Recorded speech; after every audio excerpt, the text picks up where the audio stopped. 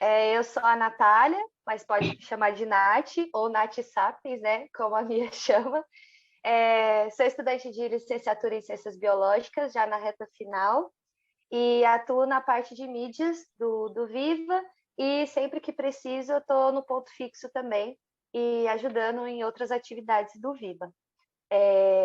Hoje eu vou. Já posso começar, né, Mia? Não sei mais o Pode que. começar. Obrigada, Pode, Nath, por ter se imagina. disponibilizado aí a fazer essa apresentação para a gente hoje, tá? Tranquilo. Muito bom. Bom, o meu trabalho de conclusão de curso, ele é sobre o sono em cetáceos. Então, para esse Viva de Ciência, essa edição, eu resolvi trazer um dos artigos que mais me chamou a atenção, que é Sleep Cycle of Fin Whale Based on Reprocessing of Old Satellite Observations, que basicamente foi o reprocessamento de dados antigos de rastreamento por satélite de uma baleia-fin, que foi feito em 1991 e permitiu detectar novos loops para daí fazer uma relação com o ciclo de sono.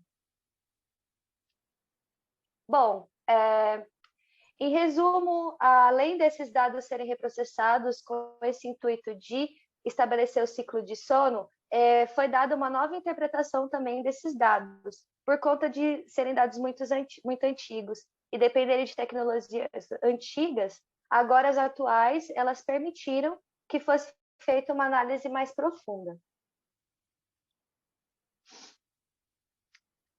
Bom, no final da década de 1980, a tecnologia Argus ela forneceu pela primeira vez os meios eficientes de rastreamento de cetáceos por satélite, em escalas espaciais e temporais que eram adequadas às suas migrações. O pequeno dispositivo ele forneceu dados de rastreamento de 22 de setembro até 2 de novembro de 1991. Foi anexado a uma baleia-fin, que posteriormente aqui nesse trabalho vai ser abreviada como BP. Inicialmente, o intuito dos dados de satélite eram para demonstrar uma hipótese do grupo de pesquisadores sobre o curso migratório das baleias-fin. Essas baleias elas estão presentes durante o inverno e o verão no mar Mediterrâneo, que é essa região que está aqui sendo mostrada. Mas essas duas populações elas são provavelmente diferentes. Uma ela está presente somente no inverno e ela migra no verão com direção ao Atlântico Norte, enquanto a outra ela é mais abundante no verão e ela migra para o Atlântico Sul, segundo a hipótese inicial desse grupo de pesquisadores. Porém, o registro de rastreamento ele não durou o suficiente para determinar se a baleia eventualmente deixava o Mediterrâneo. Mas os loops da rota que ela seguia revelaram as fases inerciais do seu ciclo de vida, ou seja, fases que ela permanecia em movimento ou não, ficava parada. Vincular os loops às fases de sono requer uma observação da ocorrência repetida ao longo de muitos dias, ou seja, precisa de uma grande amostra. E apenas 5 loops durante 5 dias consecutivos foram detectados no estudo inicial. Os dados antigos eles foram reprocessados e aí isso levou à detecção de pelo menos 21 voltas na rota da baleia, além de outras fases de inércia, que permitiu fazer as correlações com as condições hidrológicas, tróficas, meteorológicas nos diferentes pontos. E essas condições que foi citadas, elas foram utilizadas para estabelecer o ciclo de sono também, que eram muito importantes. Deixa eu ver se foi. Aí, foi. Mudou de slide, né? Mudou. Tá. Quando os dados de rastreamento eles foram coletados em 1991, Viale e os colaboradores tinham apenas a antiga tecnologia da Argus. E aí, agora, com o novo sistema e com o sistema de satélite global mais poderoso, eles conseguiram aprofundar o estudo. A boia Argus ela foi utilizada para esse levantamento e ela suporta velocidades de 23 nós e profundidades de até 600 metros. Essa plataforma de transmissão, PTT, que está aqui ilustrado no cantinho, essa menorzinha, ela tem 2,5 quilos e consiste em um recipiente de fibra de carbono que abriga o emissor dentro. e ele é coberto por poliuretano. Contém baterias de lítio também e uma antena que ela é helicoidal e curta, e um manômetro, que o manômetro ele é um equipamento utilizado para medir a pressão atmosférica e a pressão de gases e líquidos. E tem também um enchimento nesse dispositivo de baixa densidade para que ocorra a flutuação. A antena ela é eficiente contra as ondas e o manômetro ele interrompe a emissão durante os mergulhos, restaurando alguns metros abaixo da superfície. É importante ressaltar que essa plataforma de transmissão ela não estava em contato com o corpo da baleia. Ela foi anexada à baleia por meio de uma linha de 12 metros que foi amarrada na nadadeira dorsal do animal, de 20 metros de comprimento aproximadamente, que daí foi arrastando o equipamento da Argus. Quando ele diz que não estava em contato com o corpo da baleia, é porque normalmente são anexados o próprio transmissor no corpo, e esse não, ele estava amarrado por uma linha ao corpo, mas de alguma forma estava no corpo da baleia. O sistema de fixação entre a baleia e a plataforma de transmissão, ele foi projetado para respeitar a fisiologia do animal. Se fosse fixada no flanco, a pele frágil ela não suportaria a boia de 2,5 quilos, e aí poderia ocasionar um ferimento. Para evitar isso, a configuração do acessório usou uma linha de Kevlar entre a barbatana dorsal e a boia da Argus. Encontrar a baleia em condições naturais, se aproximar para prender a linha nela, na barbatana dorsal, exigiu um período de teste de 3 anos. E aí depois foi alçada em 22 de setembro de 91. A boia ela transmitiu sua posição de satélite durante 42 dias. Bom, os dados e análises do estudo. As tecnologias modernas elas permitiram ter um novo olhar sobre os dados antigos. Os dados digitais de 1991 eles eram irrecuperáveis, mas o restante de anotações em papel eles permaneceram legíveis. E aí eles foram digitalizados e redigitalizados por meio de reconhecimento óptico de caracteres, o OCR. Vários pontos de rastreamento eles estavam incorretos. Então, foi utilizado 2 critérios para identificar os erros, que eram eles a relação do sinal e ruído dado pela CLS Argus para cada ponto e posições desfavoráveis do satélite Argus. Essas posições desfavoráveis seriam quando o satélite estava abaixo da linha do horizonte, porque daí dificultava o alcance. Pontos imprecisos, eles foram adicionaram os picos falsos e segmentos de alta velocidade, então esses também não foram utilizados. A Argus ela fornece as coordenadas geográficas de latitude e longitude, e aí essas foram traduzidas em distâncias em quilômetros do Equador e do meridiano de Greenwich. Isso resultou em um ponto, 2 coordenadas no mapa. Então, usando os pares de pontos, foi derivado segmentos, 4 coordenadas, e a velocidade média.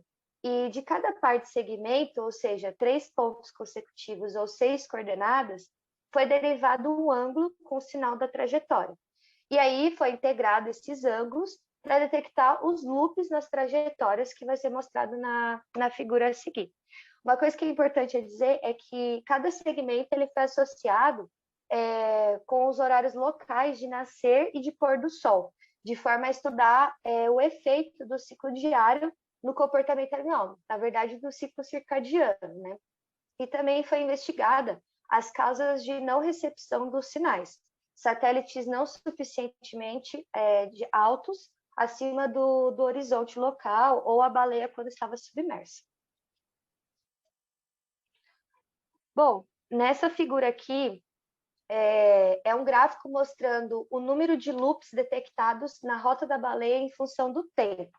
Aqui a gente tem na vertical os loops e na horizontal os números de dias.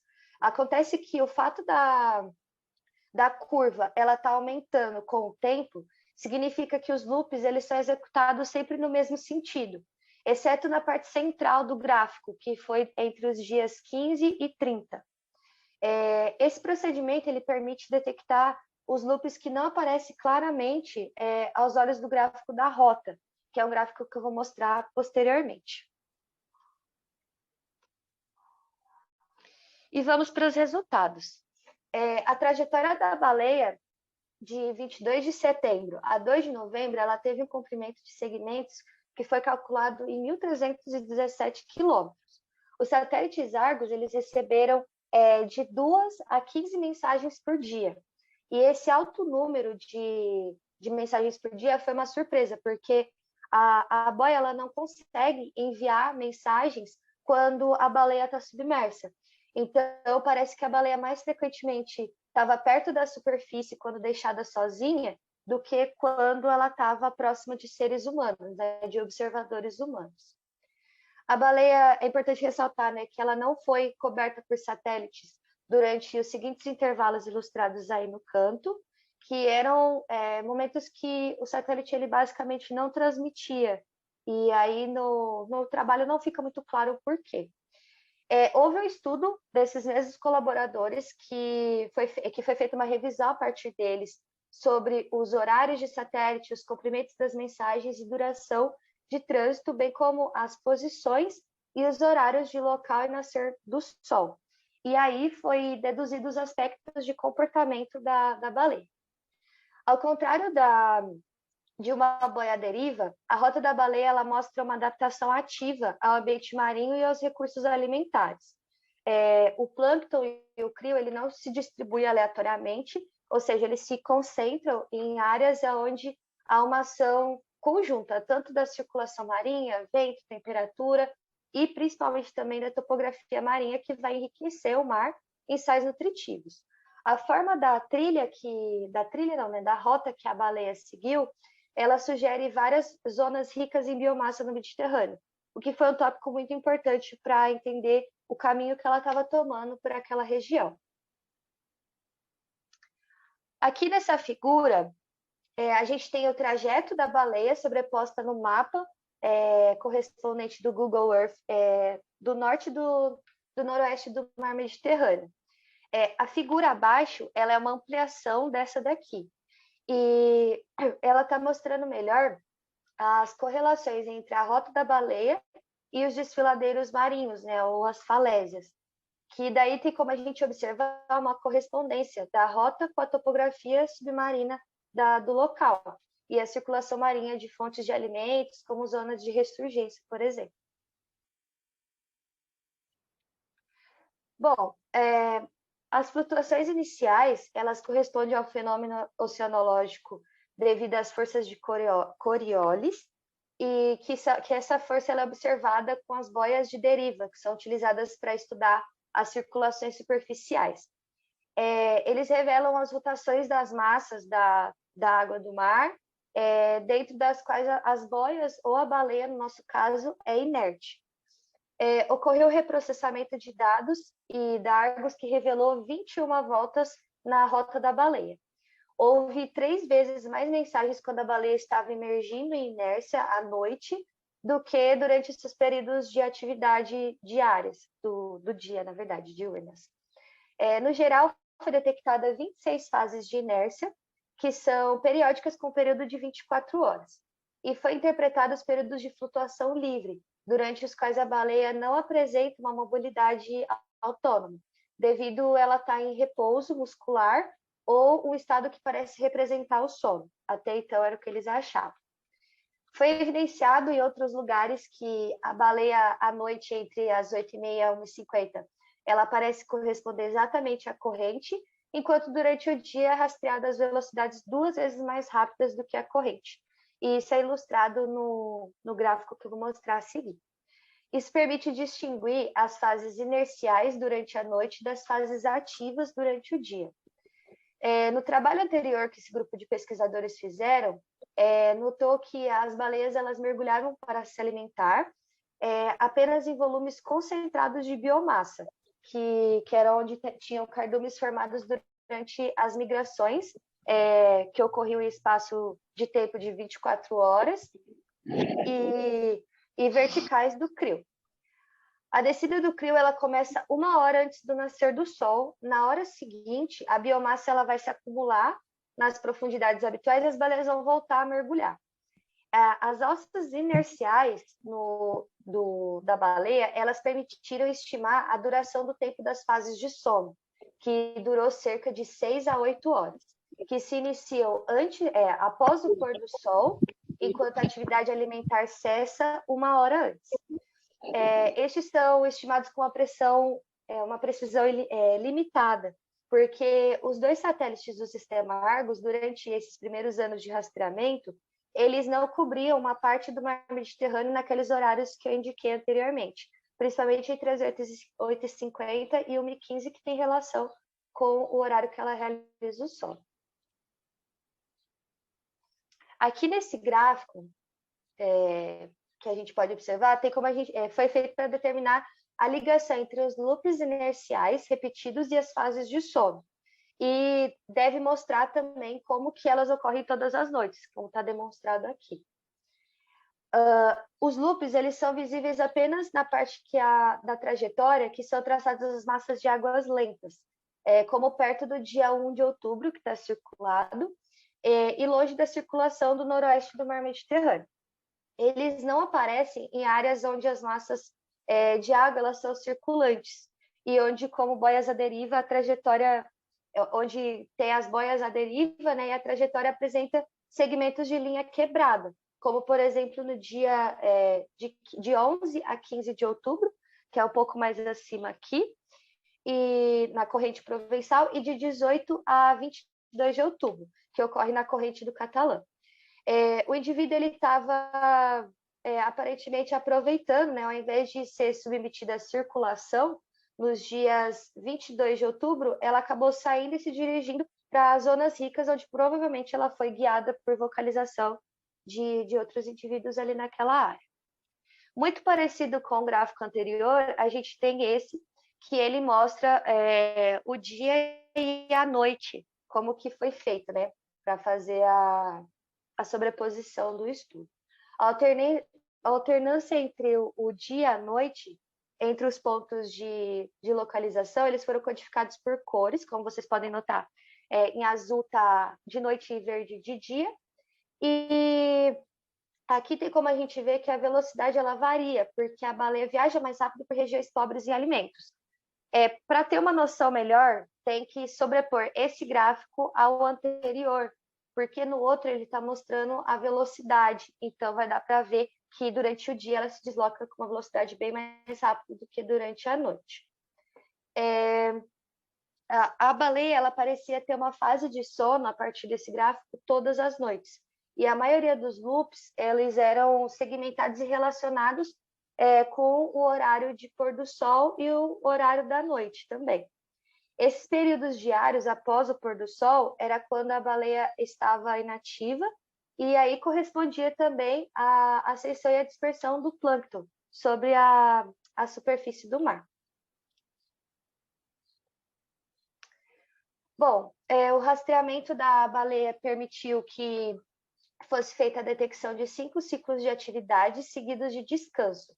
E o rastreamento que foi feito, ele indicou que o animal estava, quando o animal estava na superfície do mar e mergulhando durante esses períodos. O sono em cetáceo ele implica em 2 condições, que é a capacidade de respirar, ou seja, na superfície ou perto dela, e nenhum deslocamento em relação à água circulante. Esse nenhum deslocamento é quando também o animal ele é levado pela corrente, ele não realiza nada.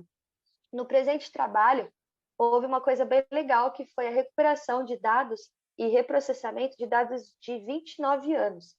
E aí foi feita foi sobreposta a rota no Google Earth e foi feita a análise de qual caminho que a baleia parecia seguir no ambiente marinho, e para cada segmento da pista foi calculada a velocidade média.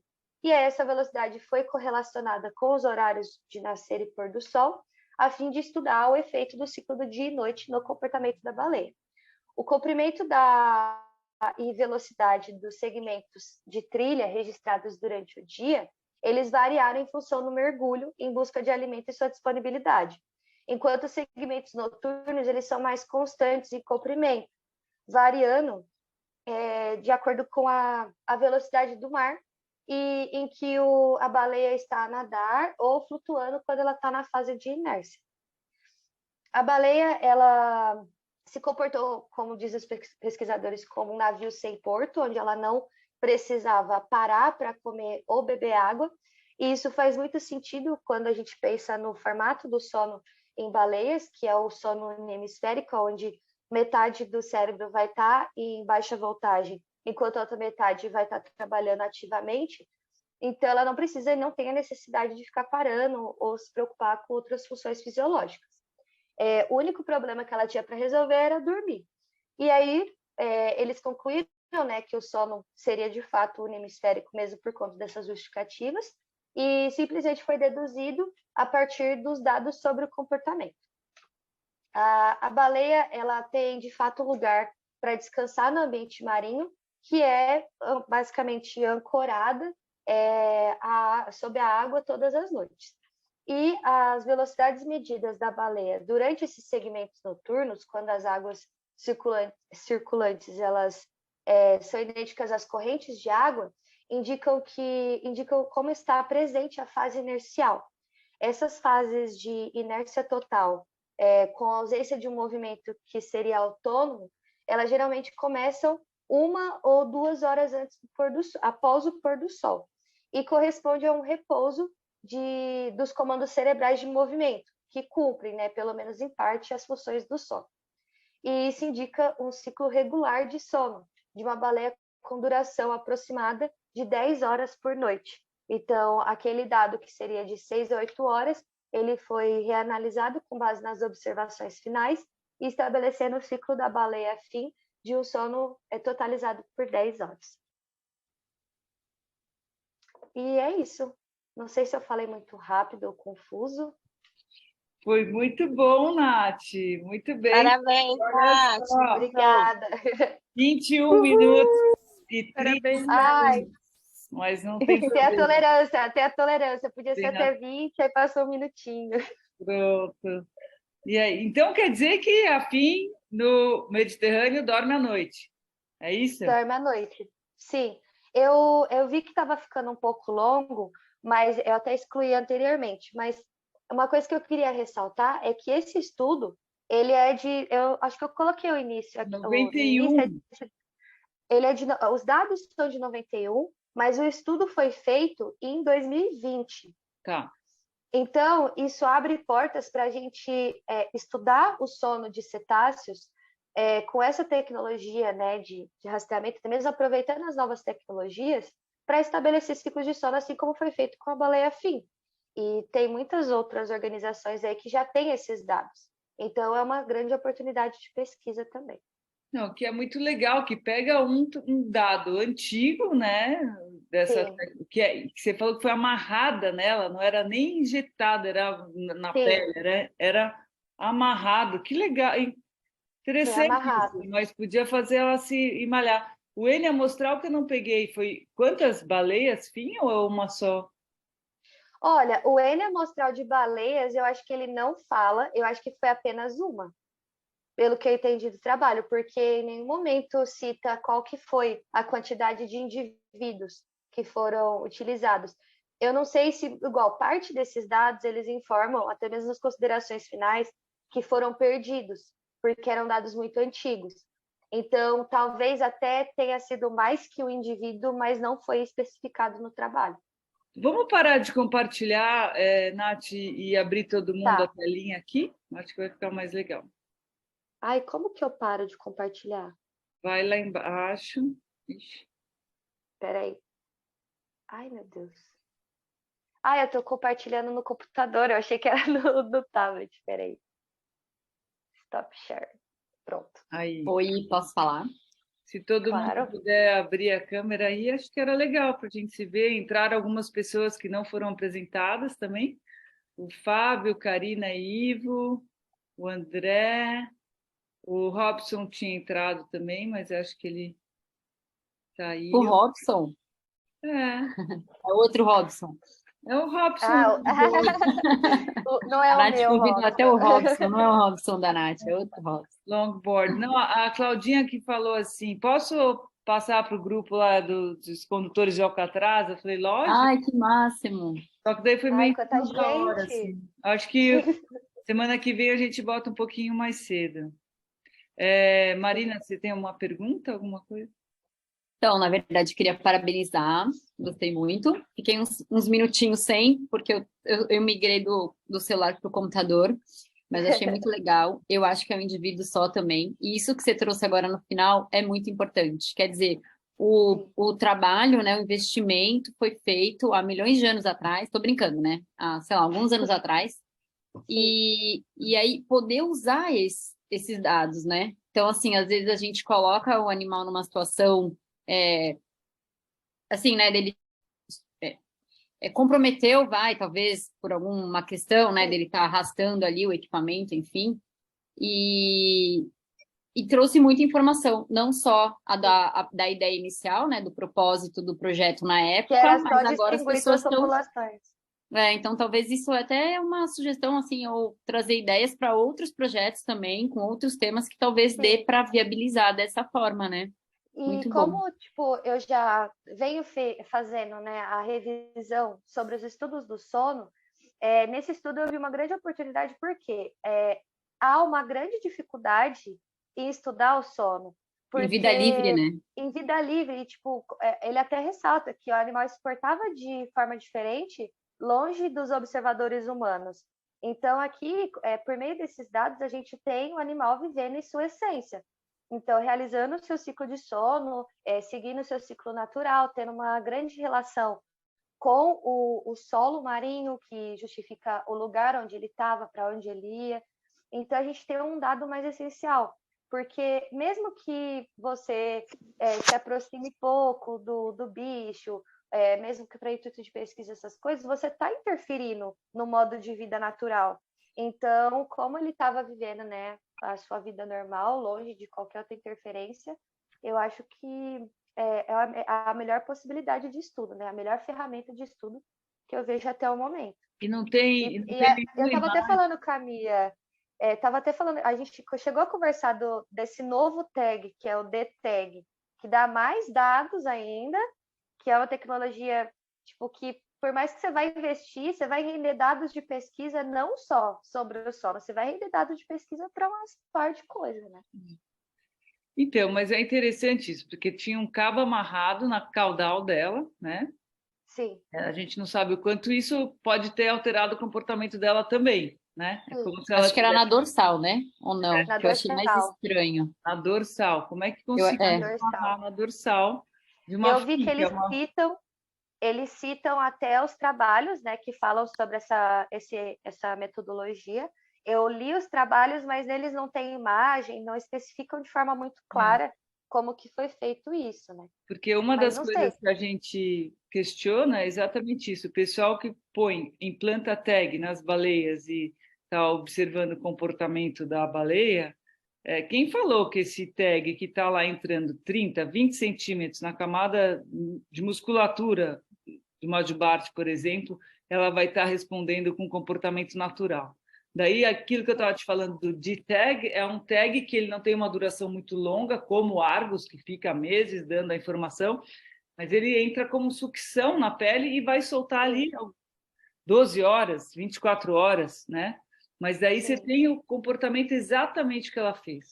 Quanto que ela virou, a velocidade que ela foi, onde que ela mergulhou, e não é invasivo como esses de hoje em dia, né? Que é muito curioso, porque quando eu estava no Baleia Jubarte, em ano 2000, eu acho, a gente fez um trabalho para ver se a gente ia ser parceiro no trabalho de colocação de tag em Jubarte. E pelo levantamento que eu fiz, a gente achou que era muito invasivo e que não valeria a pena fazer isso.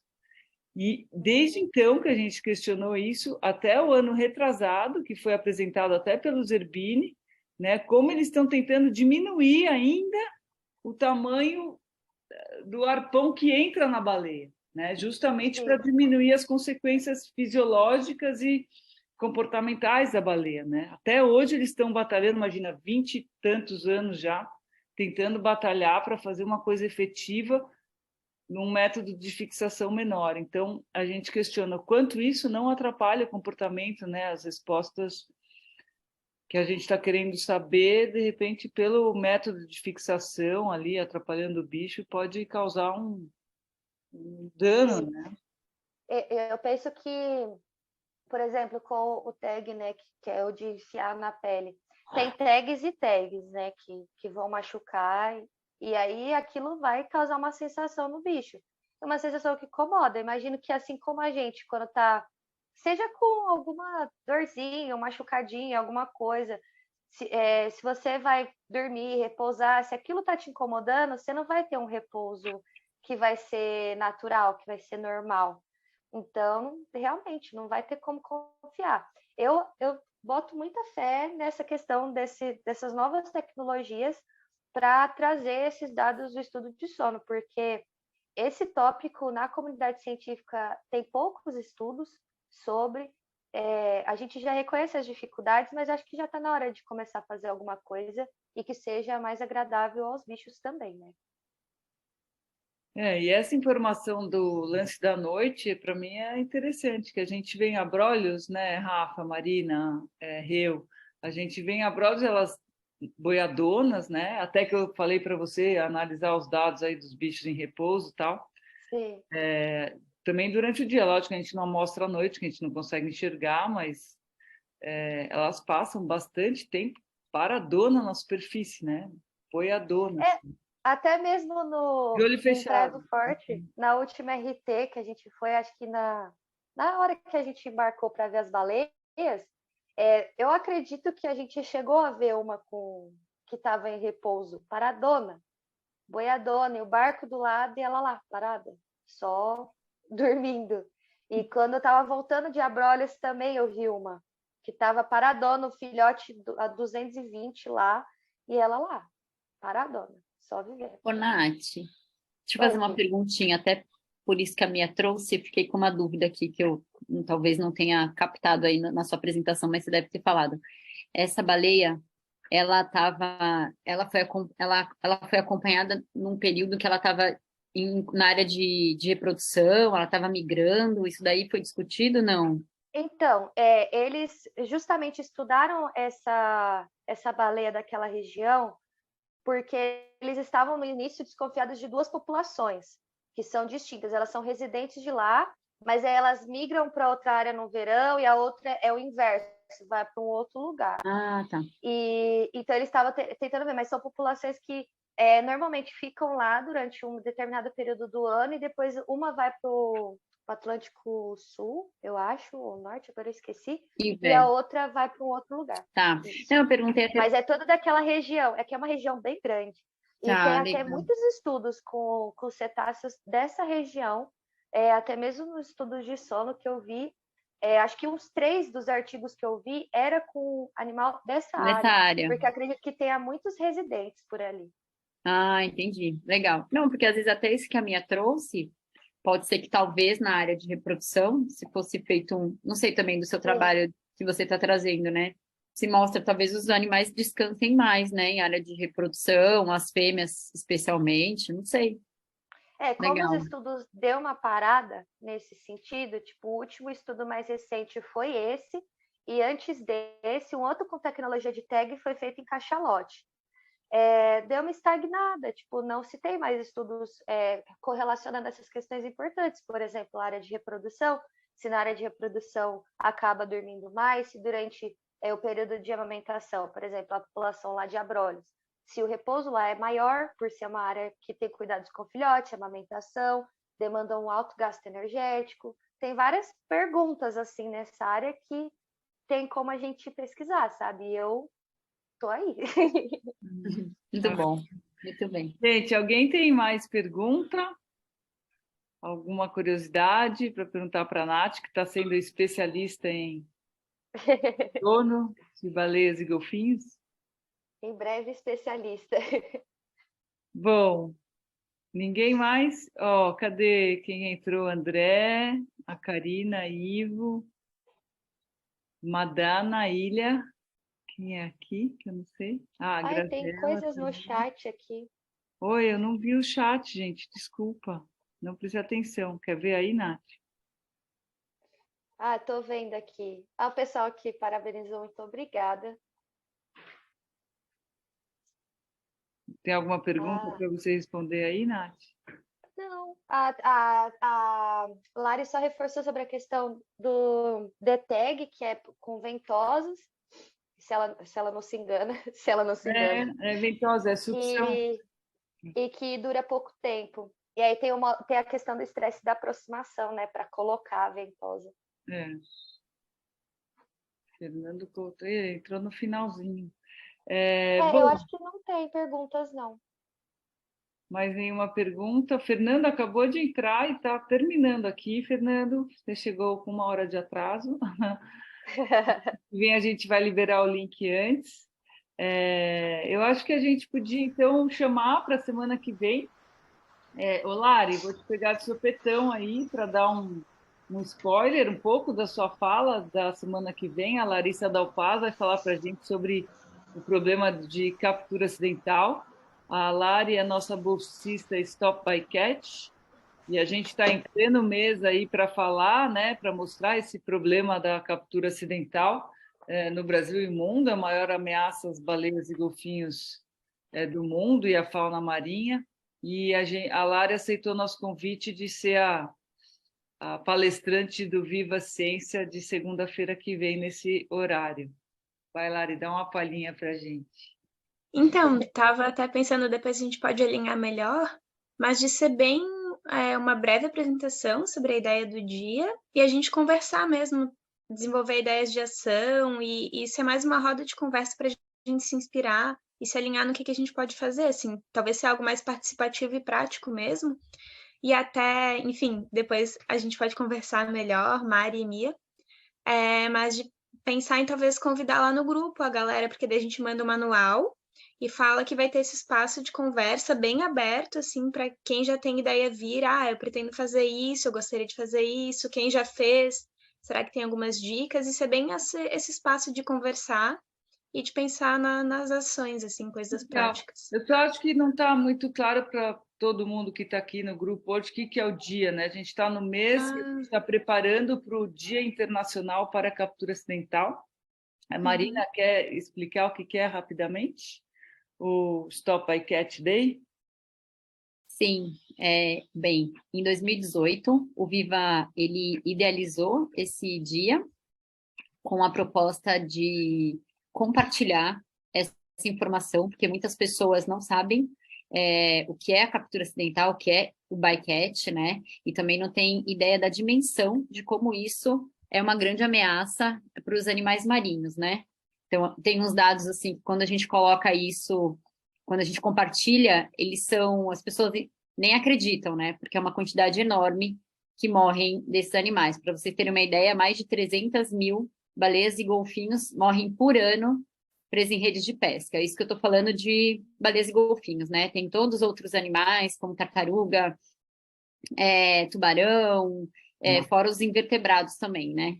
Então, na verdade, a proposta da criação dessa data foi para trazer esse tema à tona, para que as pessoas tenham a oportunidade de conhecer isso, discutir e juntos buscar algumas formas de minimizar, né, esse tipo de captura acidental. Então, a ideia é convidar instituições, pessoas, universidades, para que elas participem desse movimento e cada instituição trabalha esse assunto na sua região, seja com uma palestra, uma mesa redonda, enfim, tem uma série de opções, né, que é o que a Lari falou que a gente pode discutir na próxima semana, para que as pessoas se envolvam e discutem esse tema juntos, né? Então, diversas pessoas, não só vinculado para pesquisador, mas estudante também, pessoas que têm pescadores também, não sei se tem algum aqui no grupo, né, que poderia somar também, porque é um problema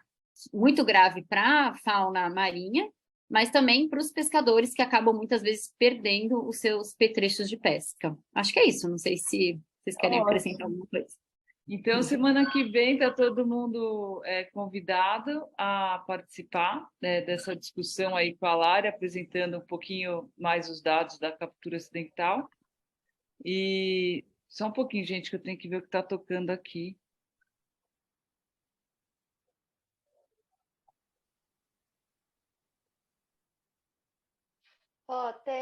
Marina, o pessoal, os condutores de Alcatraz estão comentando aqui que adorariam participar da próxima e que é um tema de grande interesse para eles. Aí só divulgar no grupo novamente. Acho que já foi divulgado desse, mas aí na próxima divulgar também novamente.